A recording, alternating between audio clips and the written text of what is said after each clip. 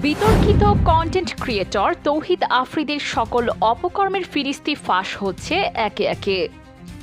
সুন্দর চেহারার আড়ালে লুকানো তার নোংরা কর্মকাণ্ডের আসল চেহারা এখন সবার সামনে।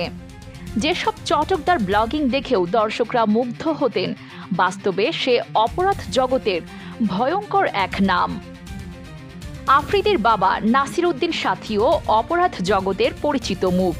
একসময় তুচ্ছ অবস্থার মানুষ আজ কোটি টাকার মালিক। মাই টিভি দখল করে বাবা ছেলের হাত ধরাধরি, আর সরকারের কিছু প্রভাবশালীর ছত্রছায়ায় চলছিল তাদের দাপট। কিন্তু অবশেষে শুক্রবার রাতে বরিশালের বাংলা বাজারে সিআইডি অভিযানে আফ্রিদিকে গ্রেফতার করে। তার কয়েকদিন আগে গুলশান থেকে অ্যারেস্ট করা হয় তার বাবা নাসির উদ্দিন সাথীকে।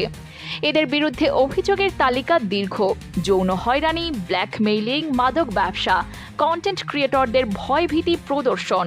বিশেষ করে তরুণী ও নতুন কন্টেন্ট ক্রিয়েটররা তার ছোবল থেকে বেঁচে ফিরতে পারত না। মুনিয়া হত্যাকাণ্ডেও আফ্রিদির জড়িত থাকার অভিযোগ উঠেছে। এছাড়া ধনী ক্লাবগুলোতে মাদক সরবরাহ, এমপি মন্ত্রীদের কাছে উঠতি মডেলদের সাপ্লাই সবই ছিল তার সিন্ডিকেটের অংশ।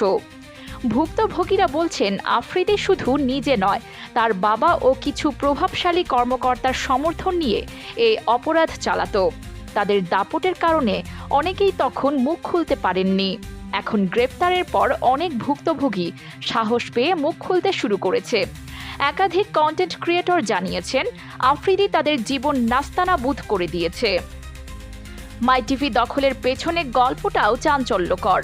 আসল মালিক বিলকিস বেগমের বক্তব্য অনুযায়ী নাসির উদ্দিন সাথী প্রতারণার মাধ্যমে চ্যানেল দখল করেছেন।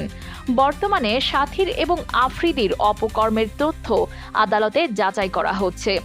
ঢাকা ও বরিশালের আইন শৃঙ্খলা রক্ষাকারী বাহিনী জানাচ্ছে, ভুক্তভোগীদের লিখিত অভিযোগের ভিত্তিতে যথাযথ আইনগত ব্যবস্থা নেওয়া হবে। ইতিমধ্যে তৌহিদ আফ্রিদির 7 দিনের রিমান্ড মঞ্জুর হয়েছে। তার বিরুদ্ধে হত্যা, যৌন হয়রানি, ব্ল্যাকমেইল ও মাদক সহ বিভিন্ন অভিযোগ রয়েছে। রবিবার তৌহিদ আফ্রিদি গ্রেফতারের পর থেকেই একের পর এক বেরিয়ে আসছে তার লুকানো কুকর্মের ভয়াল সব চিত্র। ইউটিউব দুনিয়ায় যাকে সবাই ভয় পেত বাঘের মতো, সেই আফ্রিদির ভেতরের দানবীয় রূপ এখন প্রকাশ্যে।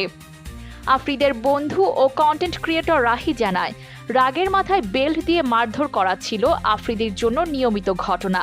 শুধু তাই নয়, বড় বড় প্রভাবশালী ব্যক্তিদের সঙ্গে ঘনিষ্ঠ সম্পর্কের দাপট দেখিয়ে সে টিমের সদস্যদের ভীত সন্ত্রস্ত করে রাখত।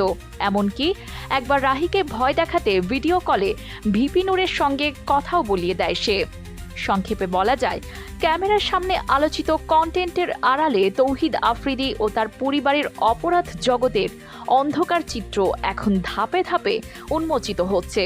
আইন নিজে এগিয়ে এসেছে, আর মুখ খুলছে ভুক্তভোগীরা। তবে কতটা বিচার হবে তা সময় সবাইকে দেখিয়ে দেবে।